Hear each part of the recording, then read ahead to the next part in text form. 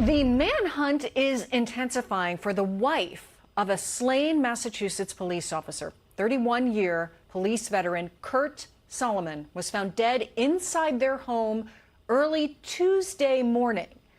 This is the last known image of 58-year-old Karen Solomon, taken by a Ring camera that same day.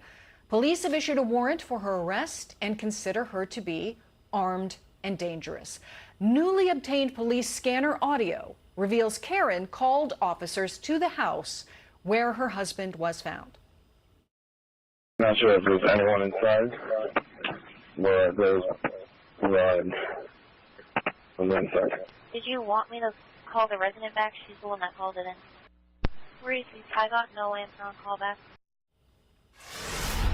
Let's bring in Randy Sutton, former police officer and founder of the Wounded Blue, a nonprofit that supports injured and disabled law enforcement officers. Thank you so much for being with us this Sunday afternoon on this kind of unusual manhunt, perhaps because it's gone into a sixth day now. Your thoughts on this woman and how she has managed to evade capture or being found, if in fact, perhaps, I don't know your thoughts on this, if one of the reasons they haven't found her is because of a suicide. I've been involved in manhunts in the past and covering manhunts where you ultimately find that the suspect has slunk away somewhere and has committed that act. Your thoughts on where things stand right now?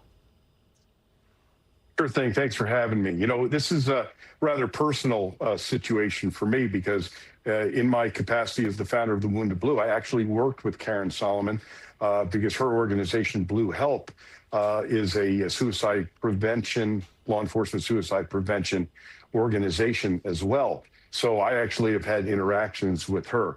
You know, it's hard to equate the person that you had interactions with this crime. You know, her husband was a 31-year law enforcement veteran. According to the reports, there was violence involved here. Apparently, his service weapon was not utilized. The reports are that there was stabbing involved with this, a sharp object, and that's a very personal way to kill somebody. So when you ask about where she might be and the fact that this manhunt has now gone into numerous days, I happen to think that, as you do, that there's a very good possibility they will find her suicide later on. You can see that right now they're looking at ponds, they're looking at forest areas, and doing an intensive search there. Yeah. Speaking of the fact that you know her and interacted in regards to a nonprofit, she was co-founded this organization called HELP, which, as you noted, is intended to help officers who are contemplating suicide, thinking about suicide. And that organization has issued a statement. They say, first, HELP was built around an important and deeply needed mission to honor the lives of first responders lost to suicide, to support surviving families, and to systematically reduce the stigma surrounding mental health within the first responder community. The events of these past days do not diminish the importance of this work.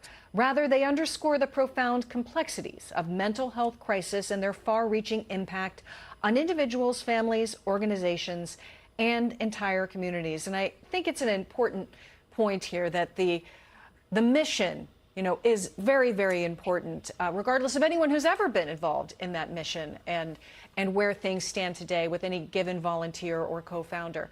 But since you've had interactions with Karen Solomon, do you have any additional thoughts on her, on her well-being, anything at all? Well, I can say this, that the U.S. Marshals are involved in this investigation. It's very, very difficult to just disappear. You know, you have to live, you have to eat. So unless she planned and plotted this for an extended period of time and had escape routes planned, and you know, usually with a crime of violence like this, that's not the case. You know, this is a crime of passion, if you will. You know, stabbing someone is very upfront and personal kind of way to kill somebody. And it's, like I said, it's hard for me to you know, equate the person that I have interacted with with this disgusting crime, but it is an unfortunate reality that domestic violence can touch everyone. It doesn't matter what your occupation is. But it's really important that people realize that police suicide is a major issue, and the organization First Help, is doing great work. And just as my organization, the Wounded Blue, we work tirelessly to reduce the stigma of mental health treatment for law enforcement officers. And believe me, I see the results and the trauma and the heartbreak of law enforcement suicide on an all too frequent basis. So, that's why the Wounded Blue exists. That's why institutions like First Help exist. And the work that we do is really, really important. We're saving lives, and it's vital work. So the act of one person, we can't let that diminish the work of these organizations. Yeah, absolutely important point. Randy Sutton, thank you. And our thoughts, of course, with Kurt Solomon and his family as they continue to grieve that incredible loss. But thank you for joining us. We greatly appreciate it.